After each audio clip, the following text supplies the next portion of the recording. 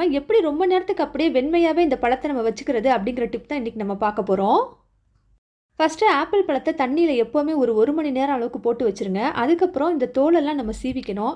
தோலோடு சாப்பிட்றது ரொம்ப சத்து தான் அப்படின்னாலும் இப்போ நமக்கு நிறைய பெஸ்டிசைட்ஸு இதெல்லாம் யூஸ் பண்ணுறாங்கல்ல. அதனால் நம்ம தோலை எடுத்துட்டு குழந்தைங்களுக்கு கொடுக்கறது நல்லது. ஆனாலும் தோலோடு சாப்பிட்றதும் ரொம்ப சத்தானது தான். தோலெல்லாம் எடுத்ததுக்கப்புறம் இதை ஒரு பவுலில் நல்ல தண்ணியில் அப்படியே போட்டு வச்சுருங்க. தண்ணியில் போட்ட உடனேமே ஒரு 5லேருந்து 6 சொட்டு லெமனை இந்த தண்ணியில் பிழிஞ்சு விட்டுட்டு அதுக்கப்புறம் என்ன பண்ணுங்கள், இதை பீசஸாக கட் பண்ணி போடுங்க. ஏன்னா தோலை எடுத்தோடனேமே நம்ம ஆப்பிளை கட் பண்ணோடனேமே கருப்பு நிறத்துக்கு மாற ஆரம்பிச்சிரும். அதனால் தோலை எடுத்தோடனேமே இமிடியேட்டாக தண்ணியில் இந்த மாதிரி போட்டுட்டு 5லேருந்து 6 சொட்டு லெமனை பிழிஞ்சு விட்டுட்டோம் அப்படின்னாக்க இந்த பழம் நிறம் மாறாது. 10லேருந்து 15 நிமிஷம் இந்த பழத்தை இந்த தண்ணியில் அப்படியே வச்சுருக்கணும். அதுக்கப்புறமா நம்ம இதை எடுத்து டிஃபன் பாக்ஸில் குழந்தைங்களுக்கு